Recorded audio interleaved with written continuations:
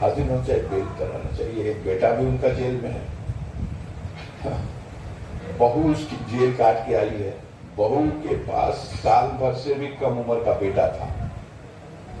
आरोप यह था कि वो जेल में आई थी अब्बास से मिलने, और जेल अधिकारियों की मिली भगत से वो अलग कमरे में उससे मिलती थी। एक तरफ उनकी सबकी मिली भगत, दूसरी तरफ उसकी नीयत। Get the most number of TV channels. Only with Tata Play. अब मुकदमे में जितने गवाह हैं सबको डरा धमका दे। ये आरोप तो किसी हिंदी की फिल्म से भी घटिया लगता है। किसी भी व्यक्ति को अगर वो जेल में है तो उसकी माँ, उसकी बहन, उसकी पत्नी उससे मिलने जाती है। आप ये कह सकते हो कि वो परमिशन का कागज नहीं था, जेल के अंदर चली गई थी, तो मुकदमा परमिशन लिए बगैर जेल में मिलने जाने का है बस। लेकिन उसको आपने बता दिया ऐसा जैसे मालूम रहा कि रासुका तक लगा उसमें।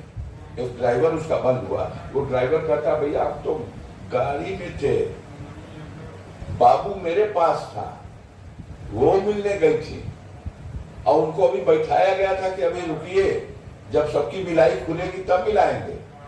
और इतने में, और शुक्रवार का दिन था, वो चाहती थी कि 12:30 बजे से पहले मिल के हम लौट जाए ताकि शुक्रवार की नमाज घर पे पढ़ जाए। तो वो इसलिए पहले गई, और जेल की ये अथॉरिटी, पूरा अधिकार है सुप्रिंटेंडेंट को किसी चीज को भी मिलवाने का।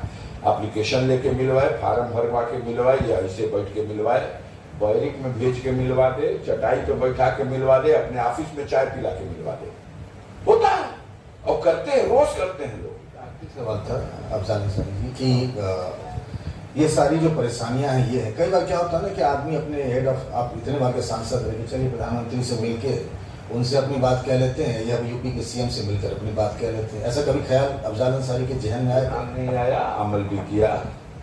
मैं प्रधानमंत्री जी से समय मांगा, हमको उन्होंने समय दिया, हम उनसे 1 to 1 मिलकर के बैठ के बात भी की है।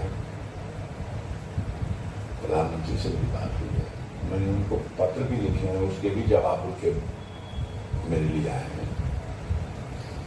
मैंने उन्हें लिखा था कि मेरे जीवन को गंभीर खतरा है, और आप मेरी सुरक्षा का जो है सुरक्षा के एमपी को एक गनर, इसको बढ़ा दिया जाए। जवाब आया था कि आपका पत्र हमें मिल गया इस तारीख का, मेरा मन में कुछ नहीं आया। मैंने उनसे मिलकर कुछ जनहित के मुद्दे पे भी बात की थी, लेटर भी दिया था, लिख के भी दिया और बात भी किया। हमने उसके अपने और अपने पारिवारिक बैकग्राउंड पे भी बात की थी, और इन सारे मुद्दों पे भी बात की थी। हमने कहा कि हम उस परिवार से हैं जिस परिवार ने देश की आज़ादी की लड़ाई में कुर्बानियां दी, देश की सीमाओं की रक्षा में। एक तरफ कायदे आजम मोहम्मद अली जिन्ना का प्रस्ताव कि ब्रिगेडियर उस्मान आ जाओ पाकिस्तान सेना का पहला जनरल बना जाए, और उसको ठोकर मार दिया मेरे पूर्व में। और मातृभूमि की रक्षा में जो पहली सेना भेजी गई है कश्मीर में पाकिस्तान के खिलाफ लड़ने, उसका कमांडर बनाया गया ब्रिगेडियर उस्मान को। वो लड़े हैं, शहीद हैं, देश की सेना और देश आज भी गर्व करता है अपने उस बहादुर साथी के ऊपर। मरणोपरांत उनकी वीरता के लिए उन्हें महावीर चक्र मिला।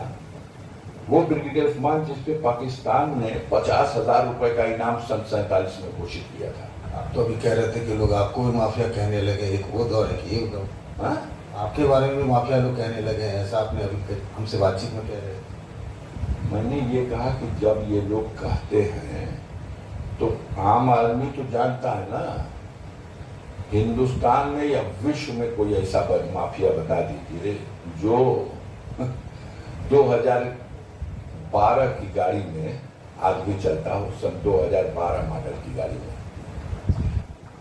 प्रधान बहुत मुश्किल से खोजने पे मिलेगा जो 5 साल पुरानी गाड़ी में घूमे, और मैं संसद सदस्य हूँ, 12 साल पुरानी गाड़ी है, छिप नहीं ले सकता, उसी में घूमता हूँ और सारी दुनिया देखती है, अकेले गाड़ी से घूमता है। तो ये कह लेना और बात है, आप आए हैं मेरे घर दरवाजे को घूम लीजिए, ये छत इतनी बड़ी दिखाई देगी, 9 बार में ये छत पड़ी है और 9 जगह आपको दिखाएंगे। अभी हर जगह ज्वाइंट है तो बरसात में छूटा है। कोई बता दीजिएगा जो हवाई चप्पल पहन के घूमता हो, कोई माफिया डान आपके जैसे मेहमान को भी फटी हुई कालीन के पर बैठाता हो। जो कुछ है मेरे भाई, हमने लोगों में दिलों में अपने लिए जगह बनाई है, विश्वास बनाया है।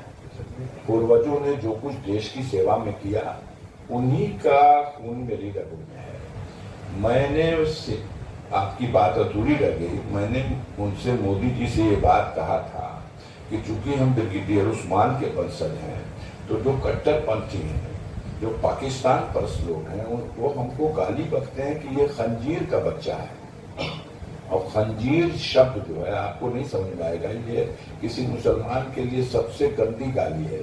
सुअर को कहते हैं खंजीर। तो हम ब्रिगेडियर उस्मान के वंशज हैं, इसलिए एक तरफ कट्टरपंथियों की निगाह में मैं खंजीर की औलाद हूं और अब आपकी निगाह में तमाम जो चीजें आपको बताई नहीं होगी, आपसे क्या छुपा है। दुनिया के हर तंत्र आपके पास है, हर एजेंसी आपके पास है।